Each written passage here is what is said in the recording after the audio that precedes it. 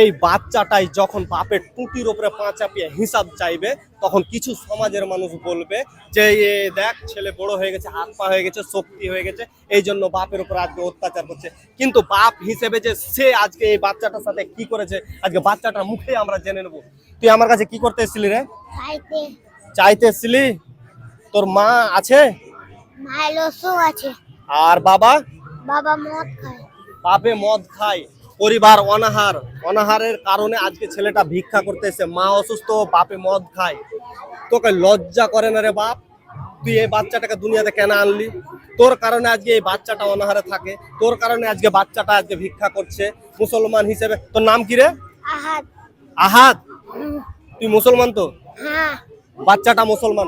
আজকে 100-র মধ্যে 100 মুসলমান বাপ যজ্ঞের বাইরে 5টা 6টা 7টা করে ব্যাটা করছে, না জায়গা দিতে পারছে, না জমি দিতে পারছে, না শিক্ষা দিতে পারছে, না লালন করতে পারছে, না পালন করতে পারছে, কিছুই করতে পারে না, জন্ম দিয়েই ছেড়ে দিচ্ছে। তুই তোর মজার কারণে আজকে শিশু বাচ্চাদেরকে তুই নিয়ে এসেছিস, তুই পরানের পোশাকটাও পর্যন্ত পড়াতে পারিস না, তোকে লজ্জা হয় না? আর তুই এভাবে তুই বরবাদ কেন করছিস? এই এই বাচ্চাটার লাইফ নাই, এত সুন্দর একটা বাচ্চা আর লাইফ নাই। আজকে এ পড়াশোনা করতে পারে না, দ্বারা দ্বারা ভিক্ষা করে বেড়াতে হচ্ছে, কেন হবে? তুই দিতে পারবি না তো?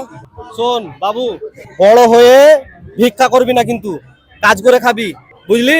কাজ করে খাবি, ভিক্ষা করা ভালো জিনিস না। কাজ করবি, বাইরে যাবি, কাজ করবি, কাজ করে বড় হবি। তোর বাপ আজকে মদ খায়, তোর বাপ তোর তোর জীবন বেকার কারণে তোর বাপ দেয়, বুঝলি তো?